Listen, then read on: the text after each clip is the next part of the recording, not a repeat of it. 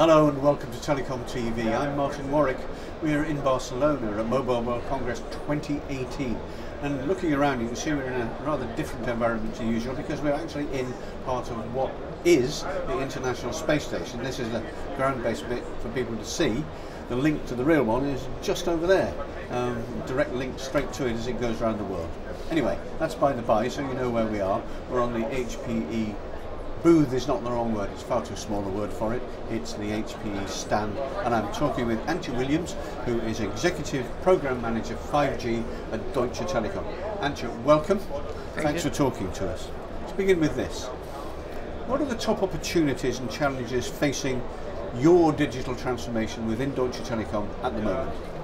Opportunity and challenge at the same time is everything will be connected, things, human beings, and the connectivity will play a very basic role in all our lives. So the connectivity has to fit what we need. Now, what can the vendor community, I mentioned in my intro that we're on the HPE stand here at Mobile World Congress, what can the vendor community in general do better to help you on your network transformation journey at Deutsche Telekom? So one of the most important elements, I would say, that already taking place right now is something called virtualization of the network. That would mean that you have much more software elements in the past. And the final target for us is to manage the network more separate, let's say, between hardware and software layer, so the software can make the difference. For that, it's extremely important that we have open interfaces. This is something traditionally not liked very much by our vendors, which is understandable because they like to offer complete solutions.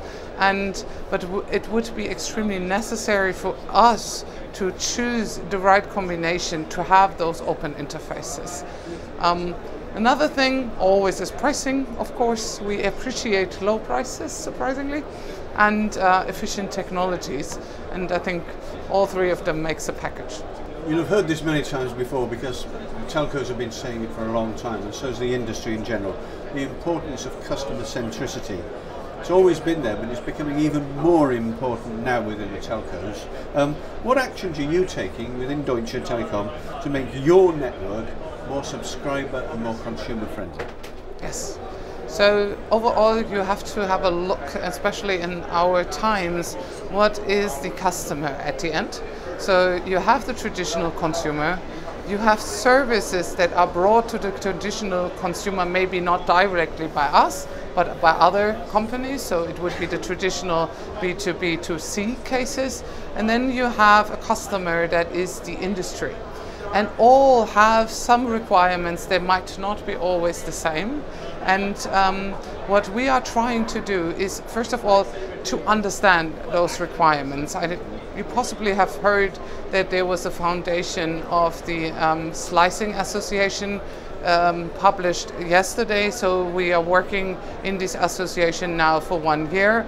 Yesterday was the inauguration for that, and so we invited the industry partners to come into this organization to share with us what they actually need. We have several activities and you know that there are a lot of different forums, standardization bodies, and also things like, of course, the GSMA, where we are also sharing a group around network slicing. And network slicing is part of our answer when you talk about customer-centric and say not every customer is the same, and especially you will probably group customers, then you can deliver something special to this group of customers according to their needs. And this is extremely important for us. What are the new services and use cases you're looking at to prioritize and enable in the coming years? That's the first part of the question. Secondly, which verticals do you think that will deliver return on investment on your investment in Deutsche Telekom? Yes. So the first will be still our consumer case. It is also demanded by the development of the technology at the moment. So we have the first standardization step done by end of last year. We have the so-called new radio ready. The new radio, for the time being, is good for better latency and better speed in the network. That would help the typical classical mobile phone use case. We will see other devices coming up, of course. So we're talking all about glasses and virtual reality and augmented reality. Those type of use cases also require extremely these speed and combination speed and latency. Later on we will see, and then this is when really the industry impact probably going to come in. With further steps of the standardization, we have the so-called network slicing. We would have possibilities in the network. And then it would mean that we look at our industry, and it would probably a country by country decision where we believe which is the most interesting one. The most advanced from the discussion we are having is probably the automotive industry. There is a lot of interest around it. There's a lot of political, also, interest, pressure, you name it. And so we are requested to deliver the right network for that. Also, an automotive network can have a good impact for other industries to be delivered on the same, let's say, grounds, right? So I don't think we are forced to say which industry is the most relevant for us.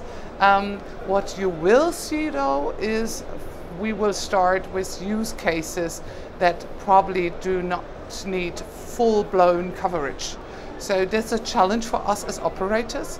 So we are very driven at the moment by our consumers. So the network is also built for consumers.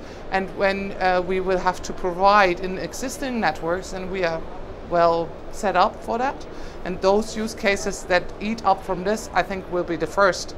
And then later on, we need to take care of the coverage topic, and then we can also have countrywide use cases. Excellent. Antje Williams, thank you very much indeed.